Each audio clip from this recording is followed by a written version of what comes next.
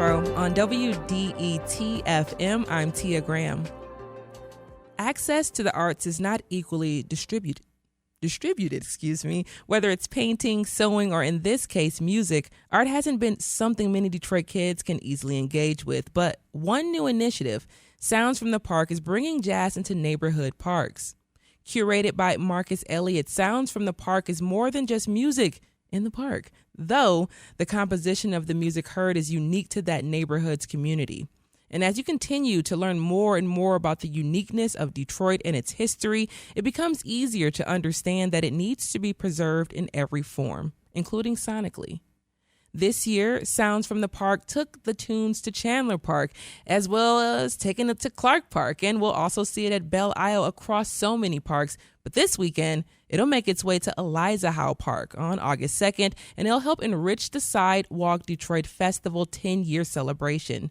To tell us a little bit more about this new initiative, we have Marcus Elliot here. He is an instructor of jazz saxophone at Wayne State University and the director of the Creative Arts Orchestra at the University of Michigan, to name just a few things. Marcus, welcome back to the Metro.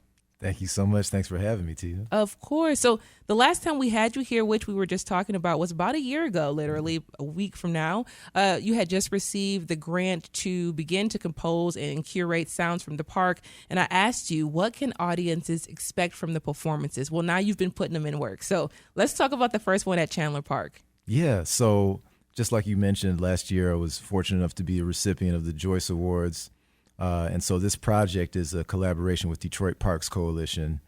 So they've been a huge help in getting me to all the different parks.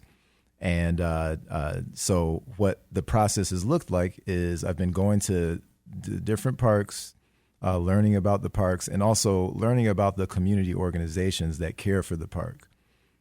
These different stewards do so much work and really just from their hearts for caring for their communities and for the parks. So I did a lot of interviews with a lot of different people in the parks, and those interviews I actually recorded, and you can hear some of those interviews in some of the music. So the first performance that we did at Chandler Park was our the first time doing the performance, and it was incredible. It actually went. I was actually kind of taken aback. I wasn't expecting the interviews to be as powerful. Yeah. With the music as it was, because it's just been me and rehearsals and stuff like that and trying it. And when we actually did it, it was like to see the effect that it had on the listener and to the community was really, really beautiful to see. And so we did that, and it's just been getting better and better. So really looking forward to this weekend. So, let's talk about just being in your, I guess you can say, your journalistic bag for a little bit, because you were out there, collecting the stories from the people, which is something that's so unique to think about a musician going out to find and listen to stories about the community, but then finding ways to translate it through music. So just talk about how or what you were able to learn from each community, especially Chandler Park, which folks, if you're not familiar with the East Side or just Chandler Park in general, it's a very beloved. It's like the Rouge Park for the East Side. It's sure. Like that's their park. So talk about what you learned about Chandler Park that really inspired you. Yeah, so I want to say this, like a lot of these interviews, I had a lot of help from Sidewalk Detroit, actually. They really helped me do a lot of these interviews and gather some of this information.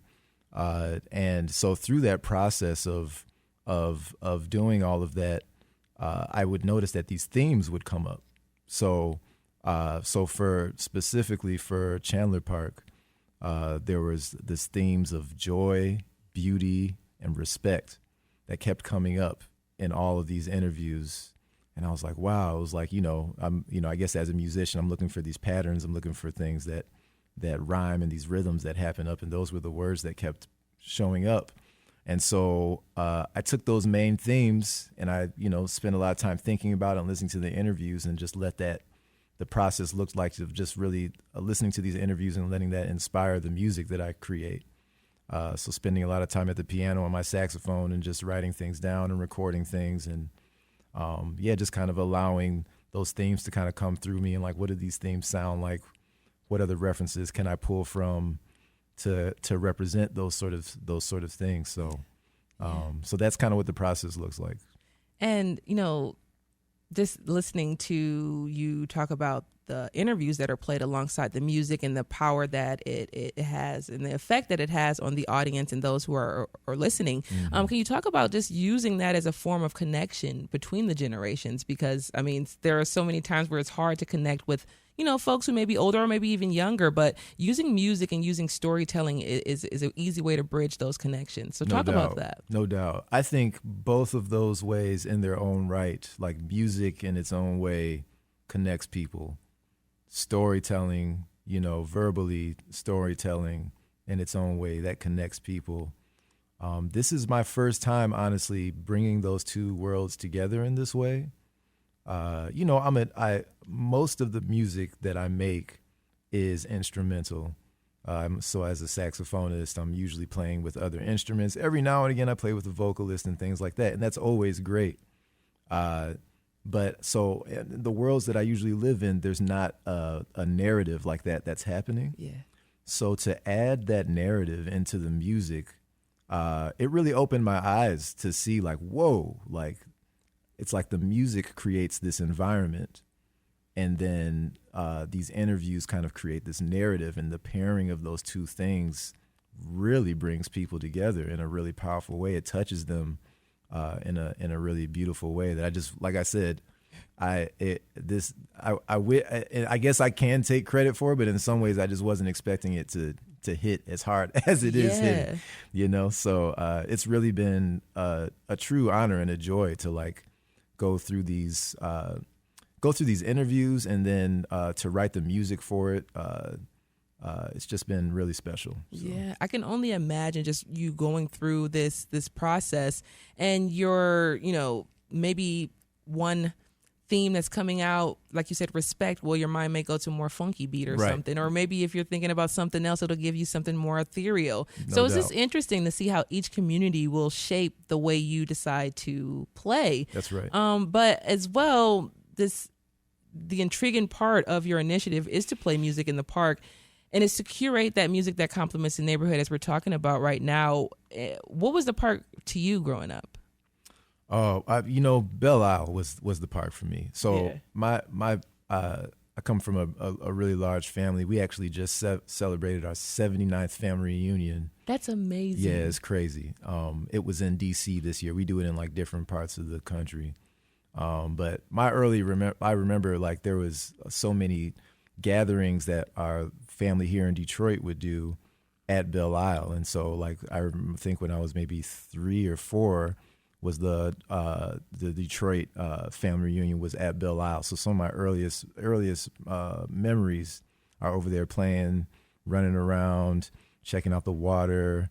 I think I got chased by some geese, of course, which I'm still kind of like terrified of, you know, but we're doing this project. We're working it out. Me and the geese, we're working it out through this. So, but yeah, so those are my earliest memories of like just being in the parks and loving that. And now Eliza Howell is actually, I would claim that as my park right now because I live on the west side and it's really easy for me. And so now my son is like creating these memories over there, you know, so that's really special. Yeah. I grew up on the west side as well, not too far from Eliza House. So, you know, hearing about just different activations that are happening within the community is really, really special. And is hearing you talk about working or just growing up within Belle Isle, some of your early memories there. What does it feel like curating music for Belle Isle?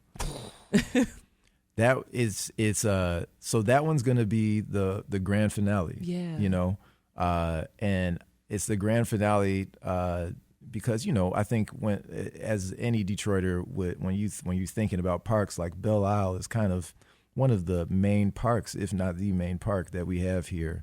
And just all of the, like one of the beautiful things that I experienced from doing the research for Belle Isle was all of the different connections that people have to that park. It means so many different things to so many different people. You know, I have my experience with it, but, you know, I was just talking to all these different people and just them sharing their stories just kind of blew me away. And it was almost, you know, it's a lot. It's a lot to like take those things and to kind of bring it all together in this way. But we're doing it. Yeah. We're doing it. And yeah, that one's going to be a big one. I don't want to talk about what's going to happen with that one yet because I'm trying to build up anticipation, but I can just tell you it's going to be big. There's going to be a lot of musicians at that one. It's going to be, I'll tell you, we're going to have about 15 musicians at this one. This is going to be the largest one. We're going to make a loud and mighty noise at this one. So, and because I don't want to stop, because I want to make sure that people hear you perform live.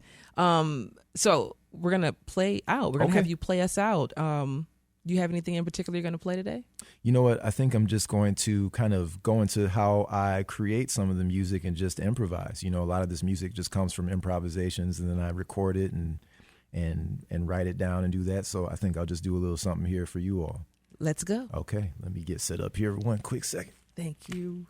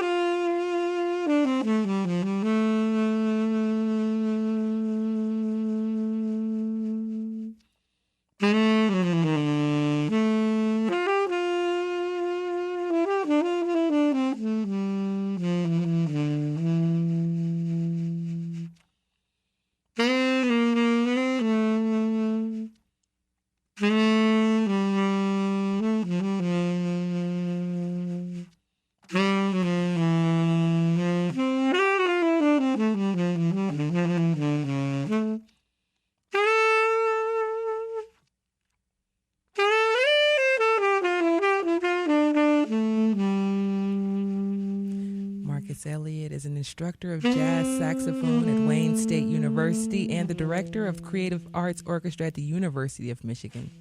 Marcus is set to perform this weekend during Sidewalk Detroit's 10th festival at Eliza Howe Park in the Brightmoor community. That's August 1st and August 2nd. And this is the Metro, a production of WDET, a listener-supported service of Wayne State University. This is WDET-FM, Detroit Public Radio, your connection to news, music, and conversation. Have a great day.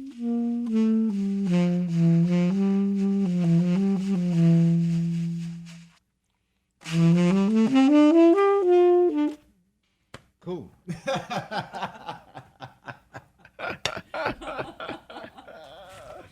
Woo, that was fun.